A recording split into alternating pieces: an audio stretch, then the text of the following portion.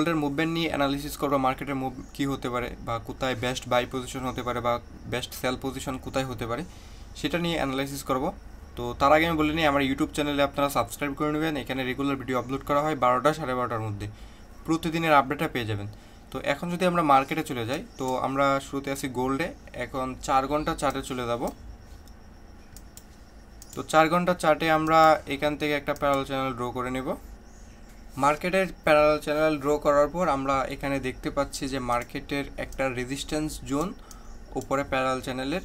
তো এই resistance zone থেকে মার্কেট আগে একবার ডাউন হচ্ছে, এখন আবার এখান থেকে ডাউন হওয়ার সম্ভাবনাটা অনেকটা বেশি। কিভাবে সেটা অ্যানশিওর হলাম, আমরা যদি স্টেপ বাই স্টেপ অ্যানালাইসিসগুলো দেখাই আপনাদের। তো এখানে হচ্ছে আমরা 4 ঘন্টা চার্টে আসলাম। এখন যদি আমরা 1 ঘন্টা চার্টে যাই, তো 1 ঘন্টা চার্টে যাওয়ার পর আমরা উপরে দেখতে পাচ্ছি যে একটা এখানে অর্ডার ব্লক আছে মার্কেটের। তো আমাদের উপরে পুরাটাই আমরা একটা রেজিস্ট্যান্স হিসেবে ধরে নিলাম। তো মার্কেটে হচ্ছে আমরা এখান থেকে আবার আরেকটা প্যারালাল চ্যানেল ড্র করব।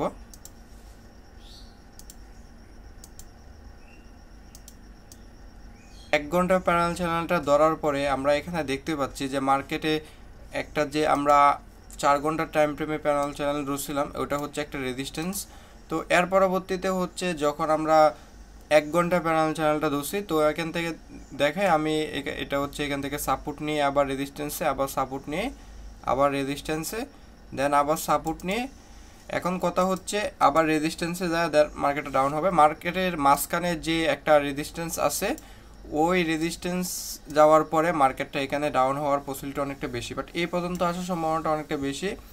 যদি আমি একটু এখানে আরেকটু দেখাই, তো এখানে আমরা দেখতে পাচ্ছি যে মার্কেটের এই যে পজিশনটা, এই পজিশনটা একটা বেস্ট সেল পজিশনের মধ্যে একটা মার্কেট। তো আমরা এই পজিশনটায় আমরা দেখতে পাচ্ছি যদি মার্কেট এই পজিশনটা যায়, তাহলে এখান থেকে মার্কেটটা ডাউন হওয়ার রিজন আছে।